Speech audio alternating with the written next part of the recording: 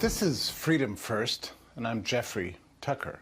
I'd like to talk to you today about a peculiar problem, the decline and fall of the American work ethic. Now, this is very difficult to document. In fact, we have very little data on it, but you know it's true.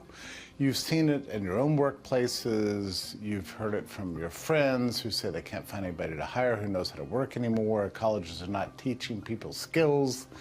We've had to set up a gigantic credentialing system even to find people to do basic things like accounting, financial analysis, just to perform routine tasks, operation tasks.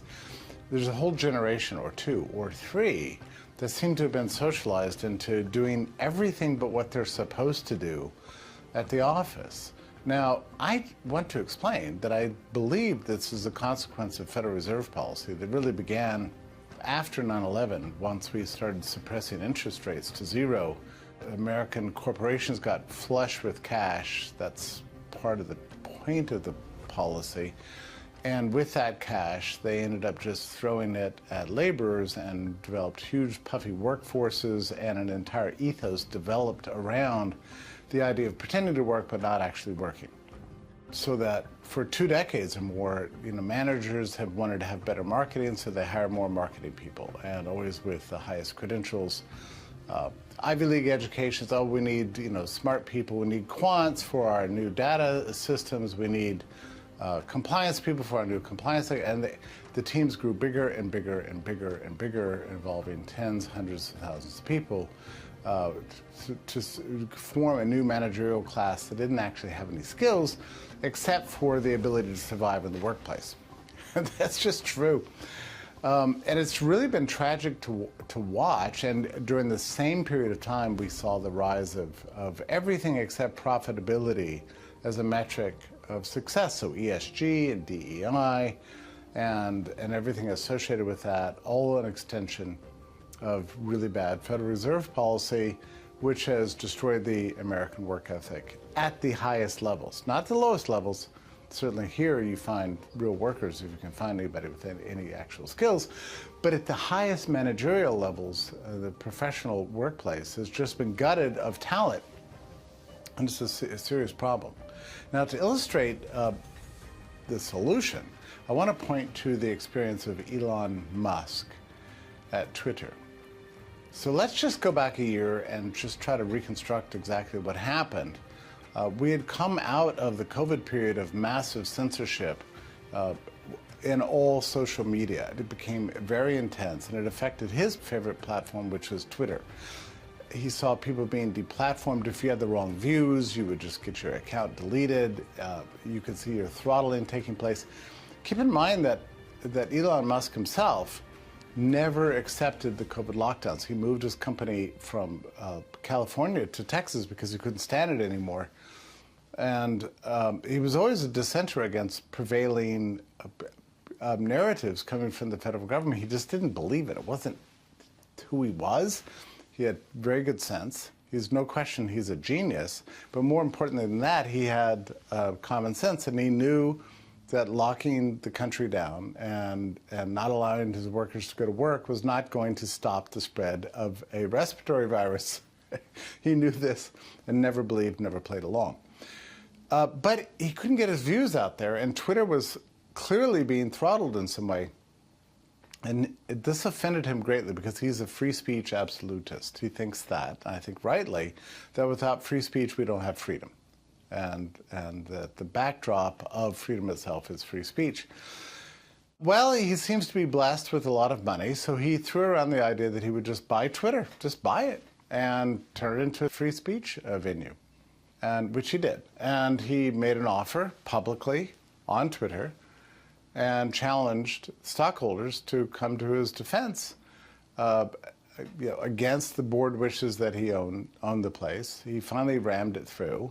At some point, they forced him to buy at a very high price that he shouldn't have paid, which is $44 billion, an unbelievable amount of money, for a company that turns out to have not been worth nearly that. Most of the data they were cranking out was illusory. But he's now the new owner of Twitter.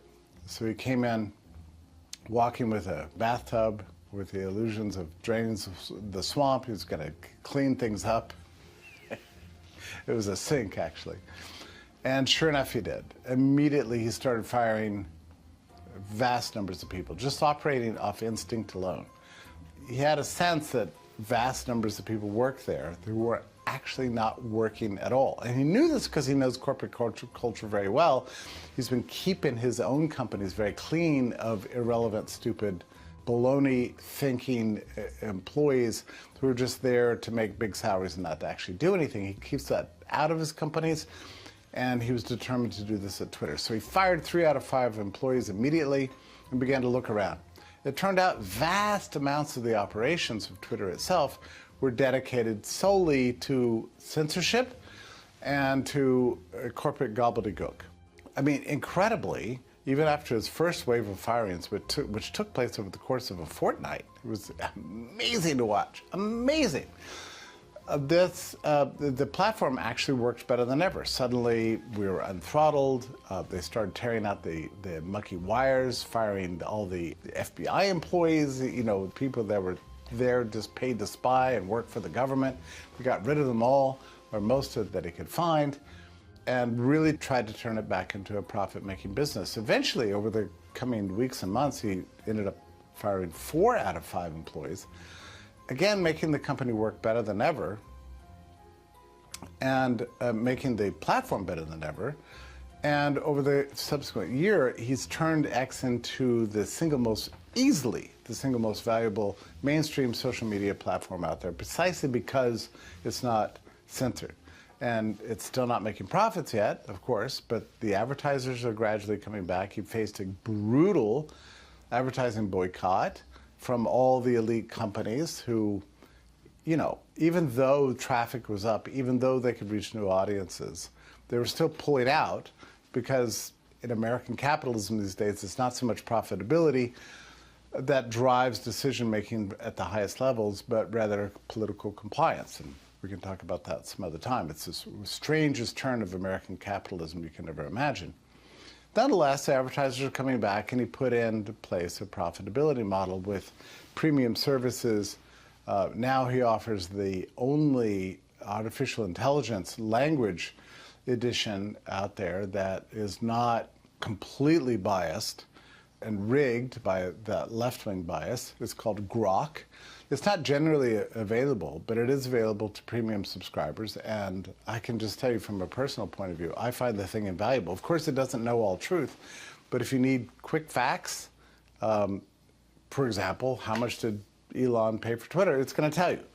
Or when did the Royal Mint in Britain nationalize the currency? 1813, okay? It knows these kinds of things, and it's liberated me personally from Google, so I consider Grok to be invaluable, and I can't wait for it to be generally available to everybody. Anyway, Elon has done a great job at Twitter 2.0, a company he renamed as X. And it's just been beautiful to watch. I've had several experiences in talking to new hires in their advertising accounts, because Brownstone Institute uses X's advertising services and that sort of thing. And they're new hires, and they're utterly and completely dedicated to their jobs. Quick to call you back, quick to explain things, really on the ball. I mean, it's just a wonderful company at this point. And everybody's, as Elon says, hardcore. Well, the other day, he sent out a little note that I was interested in. I found it really fascinating. He said that he has a 3-pronged test for all employees. I'm very curious about this topic of staffing, having managed large staffs myself, and trying to find the right people for the right position, and whether those positions should even exist. I'm very interested in this question of hiring and how it works. He advanced a 3-pronged test for everybody at Twitter, which he says, yeah, everybody there should be hardcore. The first is that they should be excellent. The second is that they should be necessary. And the third is that they should be trustworthy. Intrigued by this, let's just deconstruct this. In the first place, excellence. Okay. Excellence means doing the job you're there to do to serve the company and its goals, namely to make profits by creating great products and services that help the consumer that people want to buy. That's what excellence means. It doesn't mean creating a bunch of fake Excel spreadsheets with careful colors, pretending to manage people, not actually knowing what it is you're managing. It doesn't mean strutting around with waving your diploma at people and wasting everybody's time with Zoom meetings, which is, I don't know, 80, 90% of what people do in the upper echelons of American corporate life today. It doesn't mean mastering a new vocabulary of corporate management speak, you know, which everybody in that realm seems to have done these days. It means actually doing real stuff, uploading things, doing accounting, balance sheets, figuring out what's going where, improving products, deploying technologies, finishing projects, taking responsibility for your work, being willing to work extra hours, not minding it when you get texted after 5 by your manager or by a customer, picking up the phone when people call, when you're on vacation, staying connected, not forever worrying about your work-life balance, but rather just really dedicated to your work. Let me pause there on the point about work-life balance. I've had the occasion to interview many people over the years for various positions, and I've noticed in job interviews that you can tell the difference between excellence and not excellence. Okay, so the not excellent employee will get on a job interview and act like, maybe I'll take the job, maybe I won't, maybe I'll learn about your company and ask questions, or maybe I won't. But the one thing that they're really dedicated to is finding out all the benefits. How much time do I get in paid time off? What are typically raises? What's the schedule for raises? What does your health plan pay for? How often do I have to come into the office? How many remote days can I earn over time? So if you get just endless questions about this, you know this is not a person who actually wants a job. They want a paycheck, and they want privileges, and they want a sinecure, basically. They want what vast numbers of people in the upper tier of the professional managerial class today have, which is a no-show job that pays a lot of money. And that is definitely not a person you want. And it's always a sure sign when people talk about work-life balance. Now, I've always been intrigued by this. On one hand, there is an intuition at work here that you don't always want to be working. You want to be able to go skiing, go surfing, watch Netflix in the evening while shutting down work. You don't want to spend every night and every weekend doing this, and you do want to be able to go on vacations. Okay, if that's what you mean by work-life balance, fine, but that's typically not what people mean. What people mean to do is concentrate or distinguish between life on one hand, which is good, all living life, and work on the other, which takes away from life. So what is work? Work is laborious and annoying and the thing you do to pay the rent, pay your cell phone bill, but it's not life. I mean, if you're going to talk like that, you're never going to enjoy your work. I mean, the point is that most of our life consists of producing things, making the world a better place, doing things for others. Working is part of life. There's no real distinction between the two. And if you think that there's a sharp system that demarcates one from the other, you've already got a problem. So when people are in job interviews with me and tell me about it's really important that I recognize the importance of their own work-life balance, I think, well, here's a great way to keep your work-life balance in place. Don't come to work for us. There. Now you've got your balance, all right? You like it? But if you're going to take a salary, then there's an economic element here. You've got to bring more value to the project at the company than you're taking out in the form of a salary. I mean, you have to be a net benefit to the company and to the project you're serving. So if you're pulling in $150,000 a year, you need to be able to demonstrate that in your absence, the company would lose that much and vastly more than that in your absence, which means you have to be tremendously excellent. You have to be worth every penny that you're being paid and then some. You need to have the company profit by having employed you and paid you, okay? That's a serious challenge. What do you have to do to obtain that at these higher salaries? You have to be amazing. Or as Elon would put it, you have to be excellent. Okay. All right. Now, the second standard, necessary. I like this word, right? I mean, no employee should work for anyone if they're not necessary. I've always had a rule in every job situation I've ever been in terms of hiring. You don't hire until it hurts, which is another way of saying you want to do as much as you possibly can yourself and only hire somebody to help you once that becomes an implausible thing. Like you're actually out of time. You cannot have your attention split in so many different directions. And when you feel that pain, that's when you should hire. And you should hire somebody to do what you would otherwise be doing so that you can then do the thing that's more valuable for your time. That's called the division of labor, and that's the point at which you should hire. So firms, really, in an ideal sense, should be an extension of one person. Starting a firm, realizing they needed some help, knows how to do the job, could do it, but needs to be focused on other things. So you hire an assistant to help you, and that person hires another person to help him, and so on it goes. You can scale this up to hundreds and thousands and tens of thousands and potentially hundreds of thousands of people in a single firm if you build according to the standard of what is absolutely necessary. You should never employ anyone who's unnecessary or even task anybody with a job that is unnecessary to the business of doing business itself. Now that's a great standard because, again, it eliminates half or more of most employees in corporate America today.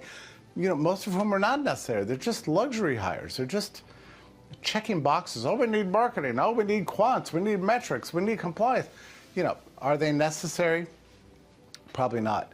And what was interesting about this whole issue is that when lockdowns happened, right, and so everybody was sent home, and people tried to figure out new ways to work from their desktops, companies all over the country noticed that not that much changed about their operations. Well, it's true that a lot of people were working from home, but a lot of people were just goofing off and getting on Zoom meetings and talking the talk for an hour a day, and otherwise using what they call mouse jigglers to look as if they're working. These are products you could buy from Amazon to hook up to your laptop to make it look like you're typing frantically on your computer, where actually you're just lazing around, getting some sun outdoors by the pool or whatever. This is a best-selling product on Amazon, the mouse jiggler.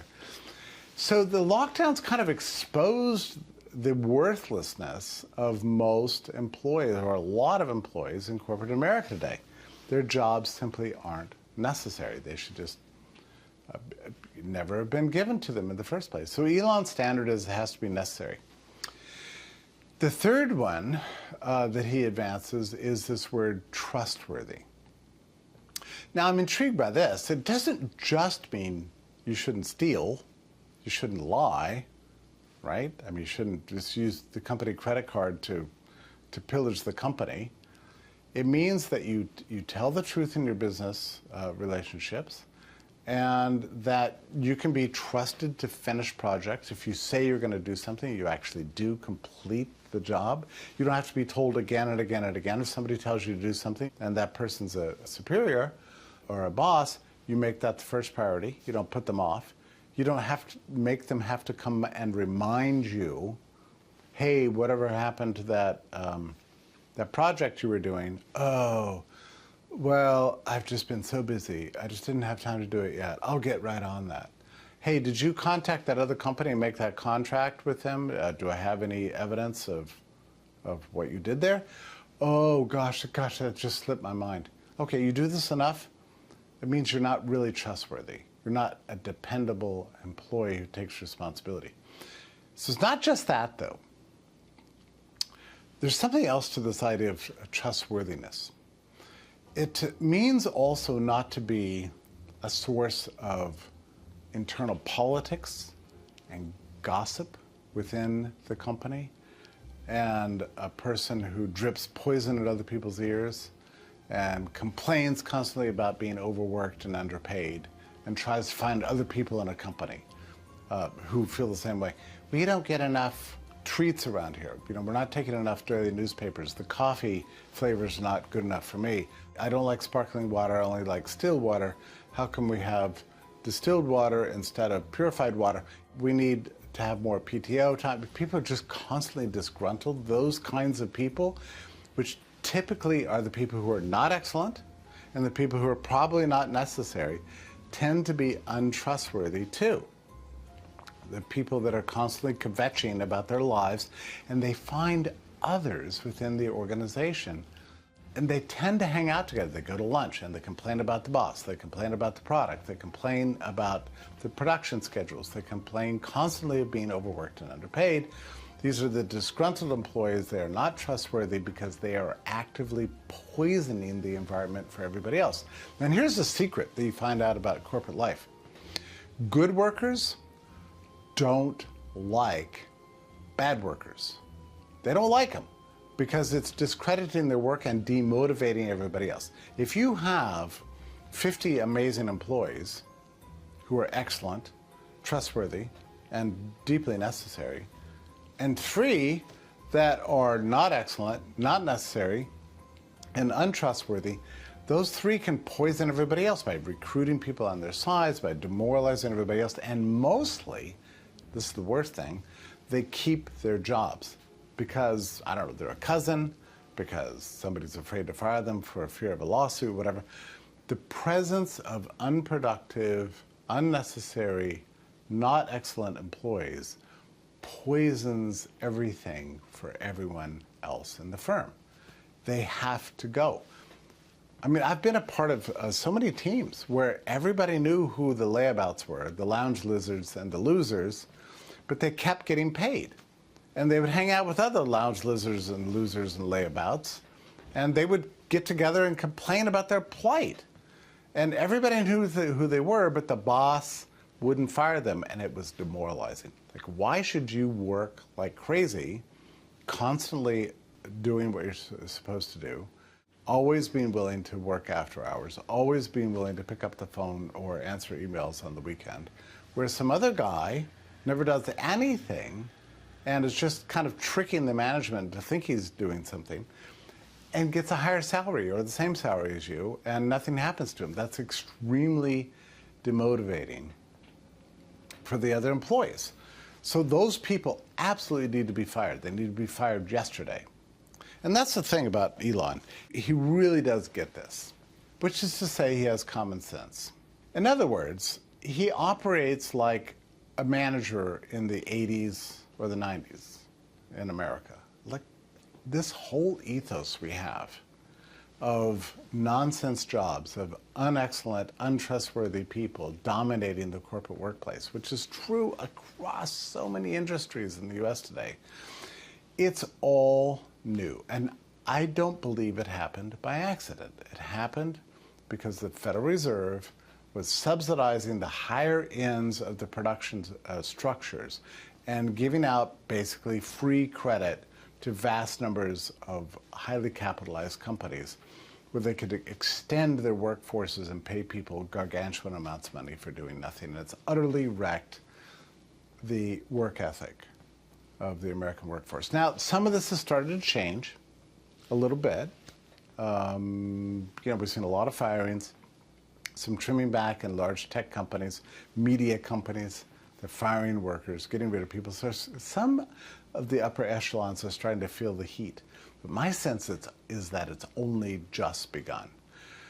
As a country, we need to rediscover the work ethic, and we need to do it for all age groups and in all industries. Rediscover the joy associated with being excellent, being deeply necessary, earning your keep, being super trustworthy, always accomplishing what you're supposed to do, and being on fire with love of work as life.